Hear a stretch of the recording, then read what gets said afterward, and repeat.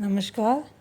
मैं राजकीय नेशनल महाविद्यालय सिरसा के हिंदी विभाग से विस्तार व्याख्याता मीनू रानी बोल रही हूँ। आज का जो हमारा विषय है वो है कंप्यूटर। कंप्यूटर की परिभाषा क्या है और इसके विकास का परिचय। आज हम इसी विषय पर चर्चा करेंगे। वैसे तो कंप्यूटर आज किसी परिचय का मोहताज नहीं है, क्योंकि बच्चे से लेकर बड़े तक सभी कंप्यूटर के विषय में जानते हैं। कंप्यूटर अंग्रेजी का शब्द है और यह अंग्रेजी के शब्द कंप्यूट से बना है, जिसका अर्थ क्या है? गणना या गणना युक्ति, जिसे कैलकुलेटिंग डिवाइस भी कह सकते हैं। यदि इस शब्द के आधार पर कंप्यूटर की परिभाषा करें तो क्या इसे कैलकुलेटिंग डिवाइस कहेंगे, और गणना युक्ति के आधार पर ही क्या है?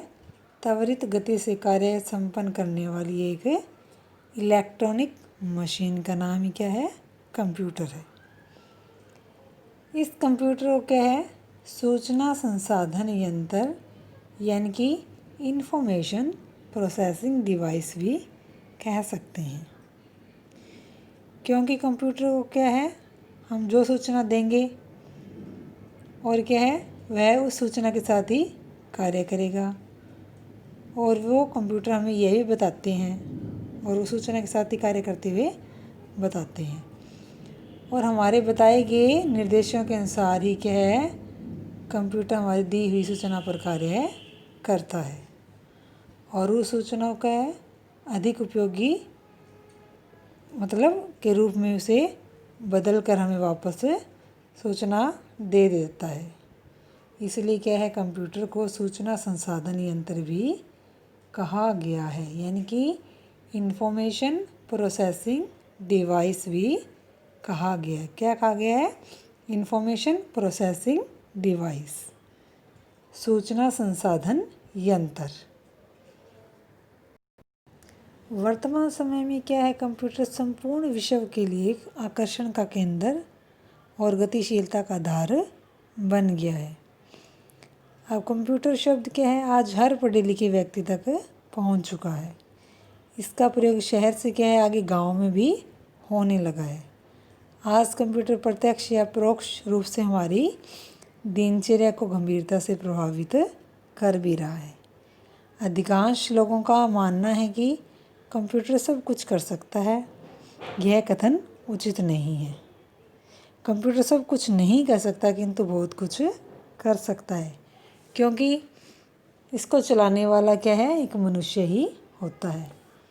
वैसे जब से ये कोविड-19 महामारी चली है, तब से क्या है?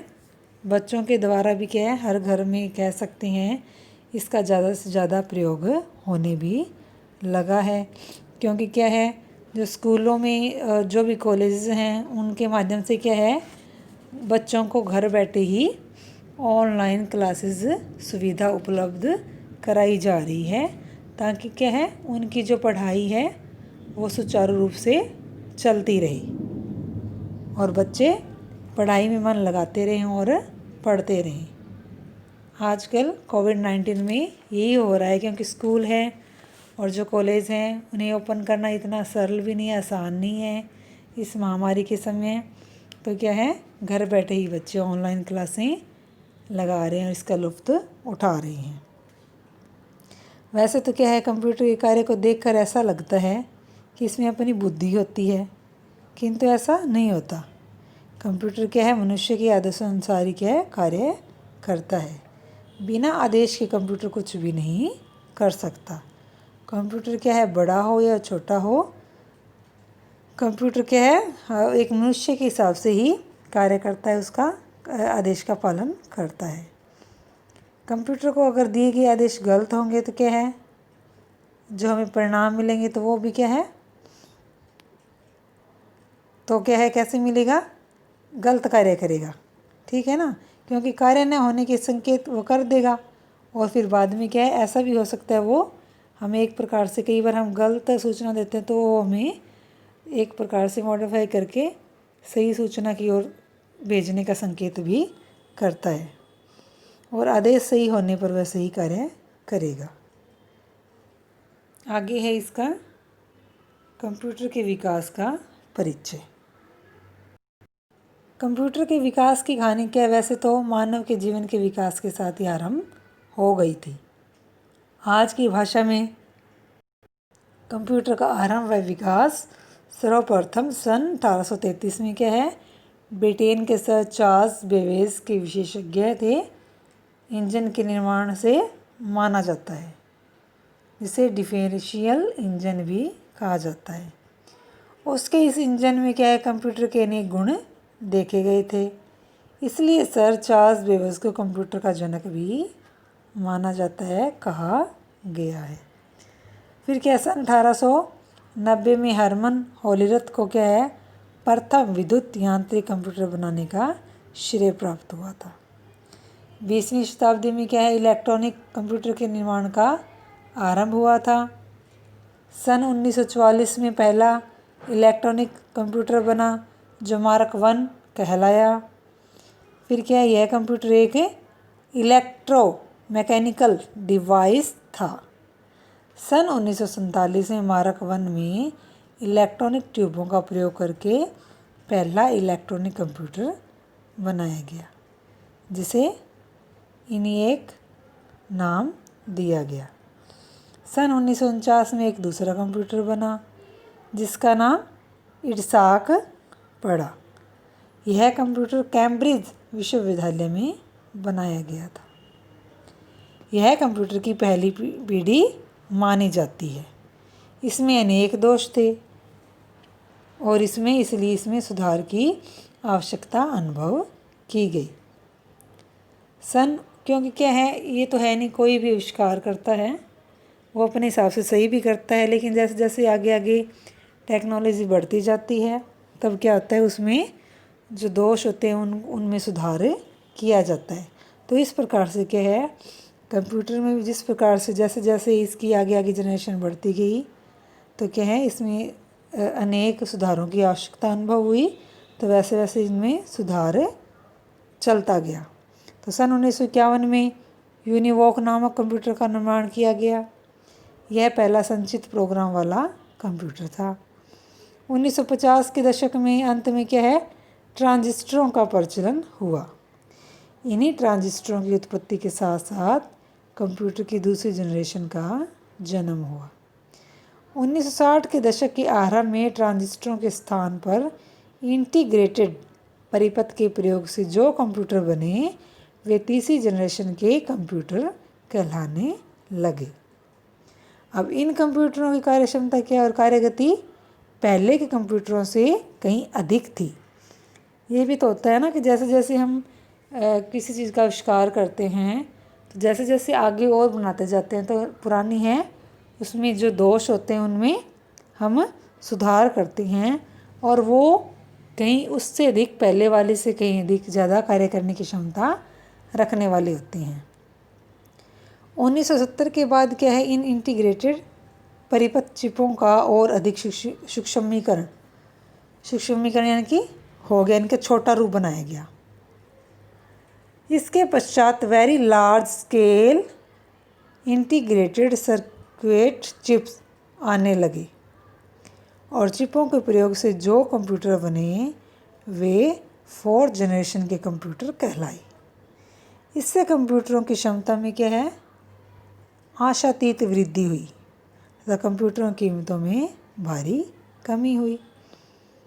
ये तो होता है ना कि जैसे जैसे कोई चीज़ का जो प्रोडक्शन है जब बढ़ता जाता है तो उसकी क्या है, कीमत कम हो जाती है। जब प्रोडक्शन कम होता है तो उसकी कीमत ज़्यादा होती है। ऐसे ही इनके साथ हुआ और इसलिए हम ये कह सकते हैं कि माइक्रो कंप्यूटर क्रांति में आए और इन पर काम करना बड़ा ही सरल हुआ और अब जीवन के क्या है प्रत्येक पहलू में इनका प्रयोग किया जाने लगा है। जहाँ कंप्यूटर की बनावट या रचना में बदलाव आया, वहीं इनकी कार्यप्रणाली भी इतनी सरल हो गई कि आम आदमी भी इसके लिए प्रयोग कर सकता है, यानी कि आम आदमी के लिए इसके प्रयोग करना संभव हो गया। आज कंप्यूटर का शब्द हर पढ़े लिखे व्यक्ति तक पहुंच गया है। आज कंप्यूटर प्रत्यक्ष या अप्रत्यक्ष रूप से हमारी दिनचर्या का अंग बन चुका है। जैसे मैं कह रही हूँ कि अब तो जैसे इस महामारी में कोविड-19 में तो और भी ज़्यादा इसकी डिमांड हो चुकी है, क्योंकि क्या है जो बच्चे हैं या जो भी है कोचिंग करते थे या जो भी स्कूलों में पढ़ते हैं बच्चे, क्योंकि उनके स्कूल अब कंटिन्यूस रूप से जारी नहीं है, तो क्या है उनको घर बैठे ही पढ़ाया जा रहा है उनके अध्यापक द्वारा, उनके टीचर्स द्वारा। तो इस सुविधा का वो लाभ उठा रहे हैं। तो आज कंप्यूटर प्रत्यक्ष या अप्रत्यक्ष रूप से हमारी दिनचर्या का अंग बन चुका है। जैसे कि मैंने कहा कि कोविड-19 के समय में, इससे पहले भी था लेकिन अब और भी डिमांड हो चुकी है। उसने मानव जीवन को क्या गंभीरता से प्रभावित भी किया है। इसलिए कुछ लोग तो क्या कहते हैं कि कंप्यूटर सब कुछ कर सकता है, लेकिन यह सही भी नहीं होता। जैसे कि हमने पहले पढ़ा था, कंप्यूटर करता है किसके इशारे पे करता है काम? एक मनुष्य की बुद्धि के अनुसार ही वह कार्य करता है। कंप्यूटर मनुष्य क्या है आदेश पर ही कार्य करता है, इसलिए क्या इसकी प्रक्रिया भी क्या है एक मनुष्य की तरह है। हम आँख से देख सकते हैं, कान से सुनते हैं और मस्तिष्क से विचार करते हैं। आवश्यकता पड़ने पर क्या मुख से बोलते हैं, लिखते हैं। ठीक उसी प्रकार क्या है कंप्यूटर आदेश का पालन करके जो विवरण है वो मेमोरी में इकट्ठा करता है। आवश्यक होने पर क्या हमें मॉनिटर पर दृश्य से टाइप रूप में हमें प्रदान करता है, यानी कि हमें दिखाता है मॉनिटर पर कि हमने उससे क्या सवाल पूछा, तो जो उत्तर के रूप में मॉनिटर पर वो हमें दर्शा देता है। अब मनुष्य क्या बहुत सारे विवरण याद करने पर कुछ भूल भी सकता है, परंतु कंप्यूटर सब कुछ सुरक्षित रखता है। कंप्यूटर से चाहे जितनी बार डाटा प्राप्त करना चाहें, वह बहुत तीव्रता से जल्दी से हर बार शुद्ध रूप से प्राप्त हमें करवाता है, जो कि मनुष्य द्वारा सामान्य रूप से संभव नहीं है। लेकिन इसका जो निर्माण किया गया है वो एक मानव द्वारा ही किया गया है। इसलिए क्या है जो कंप्यूटर है आज के जीवन में मनुष्य के लिए ज़रूरी बन चुका है। और शुरू से ही क्या है जो स्कूल में क्या है बच्चों को कंप्यूटर की क्लास भी अनिवार्य कर दी गई है और उनको सिखाया जाता है। आज को जो हमारा विषय था वो यही था, कंप्यूटर की परिभाषा और कंप्यूटर के विकास का परिचय। अतः आज के लिए इतना ही। धन्यवाद। नमस्कार।